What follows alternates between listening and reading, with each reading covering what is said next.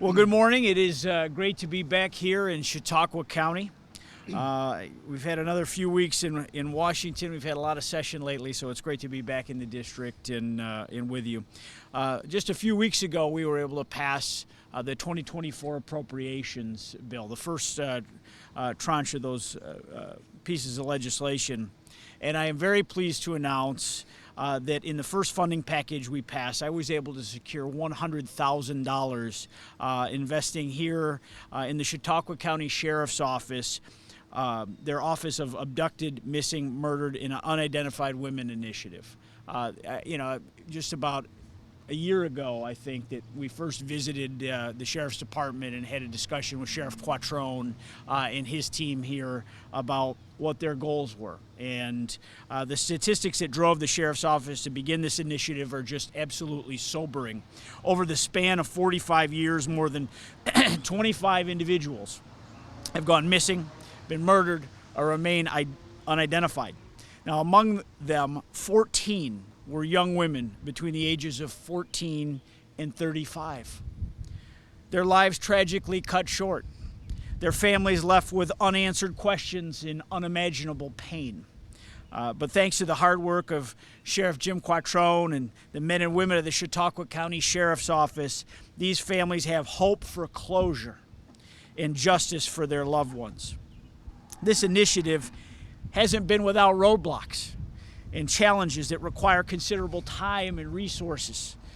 With the closure of over 10 law enforcement agencies in the county over the years, vital records have become inaccessible, exacerbating the difficulty of piecing together the puzzle of these cases. Additionally, the cases span multiple agencies, further complicating efforts to gather essential data, evidence, and reports. And that's why I've been working on this with the sheriff since they brought it to my attention early last year and fighting for this funding to be included in our appropriations legislation. With this funding, the Chautauqua County Sheriff's Office Abducted, Missing, Murdered, and Unidentified Women's Initiative will be better equipped to navigate the complexities of these investigations. They will have the resources necessary to meticulously piece together evidence, follow up on leads, and collaborate with other agencies to ensure that no stone is unturned. And they're able to capitalize on new technology that didn't exist when many of these tragedies took place. This funding will enable the initiative to reach its goals of compiling information on all 21 cold cases and ensuring that databases are up to date with correct information, family samples, and other important details that are steps towards justice for these victims. This funding will also enhance the initiative's ability to provide ongoing support to surviving family members, ensuring that they are kept informed of progress made in their loved ones' cases. The ultimate objective here is to honor the memory of those that we have lost by ensuring that their stories are heard. Their cases are pursued with diligence, and their families are provided with the closure that they so desperately deserve. I want to thank Sheriff Quattrone for his attention to this important issue and in putting these cold cases on the forefront. This is a very unique opportunity to bring federal funds home for this. And I can... I understood it as someone that, grew up in the Jamestown orbit. I'm wildly familiar with many of these cases that never were solved. And there are too many here in Chautauqua County. And the attention that this sheriff placed on this and assembled a top-notch team of investigators that were hungry to help bring justice for these families is so desperately needed and long overdue. I want to thank all that have joined us here today for the press conference, and we are joined here by Caitlin Bush, who is the daughter of Yolanda Bendix, who was tragically taken from us in 2004. And I want to express my deepest condolences for your loss and what your family has been through. As a father, I cannot imagine the pain that your family has felt and been through over these years. And that's why this initiative is so important.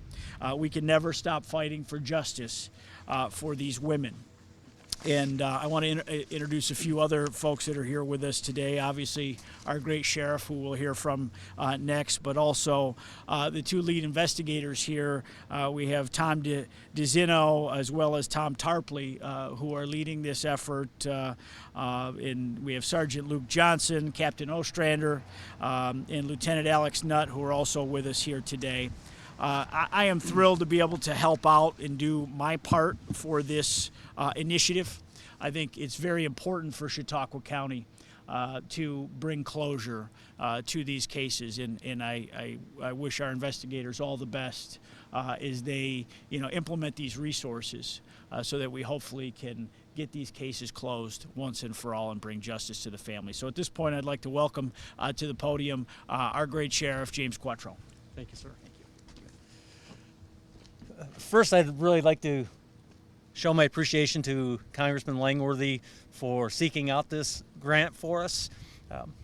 Something he said in his remarks was, it's a team, and this is truly a team effort. I appreciate the work of our investigators, Tom Tarpley, Tom DeZino, their supervisors, Lieutenant Alex Nutt and Sergeant Luke Johnson.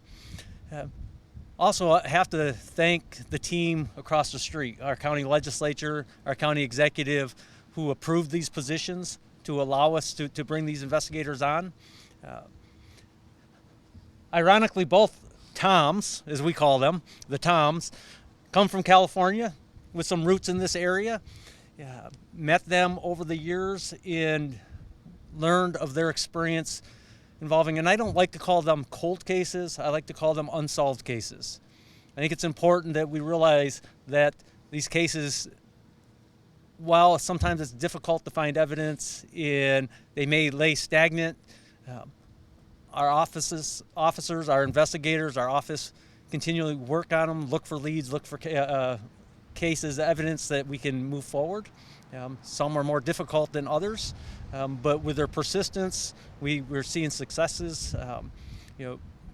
We're looking forward to the day where we can make announcements where we're able to see some prosecutions on cases. It's important, but again, without the help, and then the families, worst case, our families that are there, and oftentimes it's really difficult for us to understand what they're going through, and they often drive our motivation to work these cases, to come up with some resolutions, to come up with some answers. We can't say necessary closure, but I think sometimes when we can come up with something, it gives them a little bit more of a peace of mind. And then our community is, if we can solve these cases, it's good for our community. As the congressman mentioned, there's way too many unsolved cases, too many missing people that we need to continue to work in. Again, it's a joint effort. I'm happy to say the law enforcement agencies in this county are willing and have been cooperating and working alongside of our unsolved case team. But we will continue to do that and continue to look for resolution in these cases. Thank you. Thank you so much. Would either of the Toms want to say a few words? Sure. Just Come on up so the microphones get Thank you.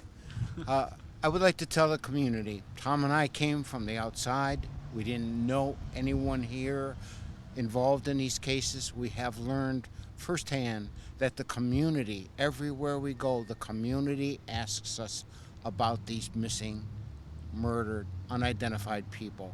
It is something that is at the heart and the fabric of this community, and your leaders listened. So this is an instance where you were heard. The sheriff, the congressman have spent their own time and initiative to put together the team, the unit, and now funding for us to go out and solve these cases. So there's never ever think that no one cares. We care. We're going to solve these cases, and to the suspects, we're coming for you. Thank you. Excellent. Excellent. Well, thank you very much. Now we'll open it up to any questions.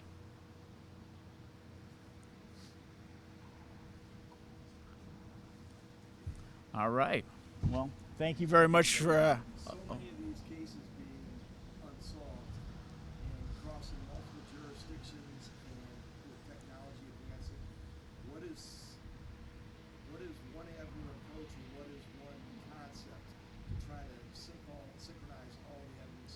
We're gonna have to bring the Toms back up here for that one. But I only know as much as I watch in television shows.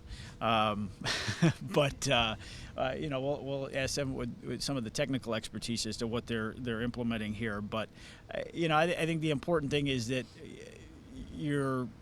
no matter how old these cases are, they're still alive.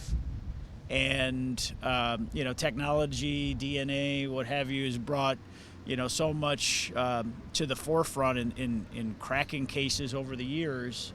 I'm often reminded of the Altemio Sanchez in Buffalo area, the bike path rapist, and how someone went to jail for many years wrongly convicted, and DNA set him free because they got the real criminal. And DNA can help solve a lot of these cases. But would either of the Toms like to better answer the question than I am technically capable of? As Sheriff Quattrone said, we've been very lucky because of him that the other agencies were working together, which is, again, Tom and I are from another place. That isn't always the case. So the cases are getting melded together. We talk about them.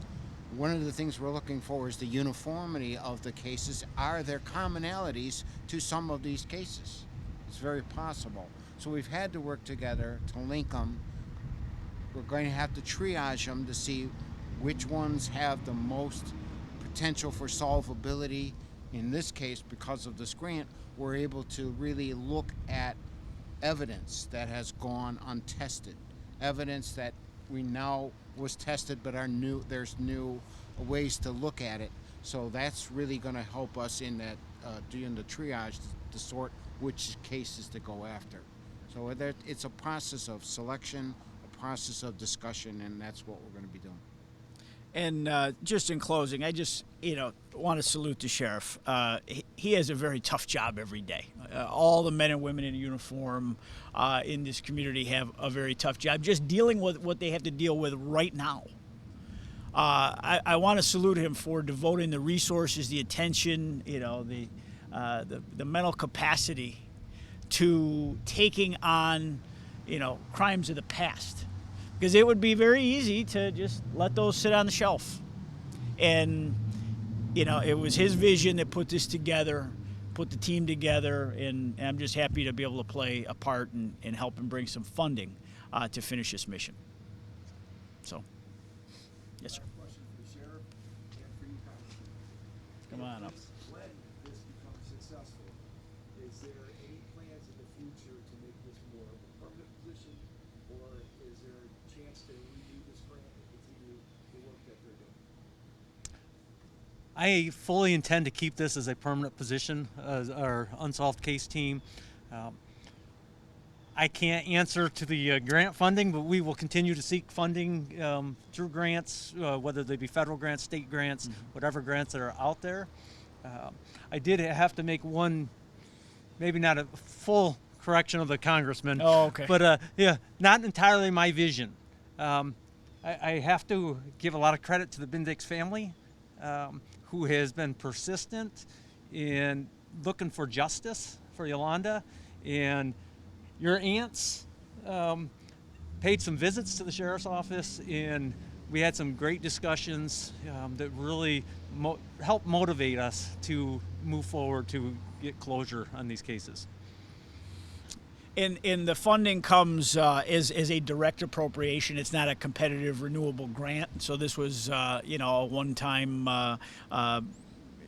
line in a piece of legislation. But as things go forward, we'll be in constant communication with the sheriff's office to see how we can bring federal funds, not just for this program, but to help the Chautauqua County Sheriff's Office year in and year out.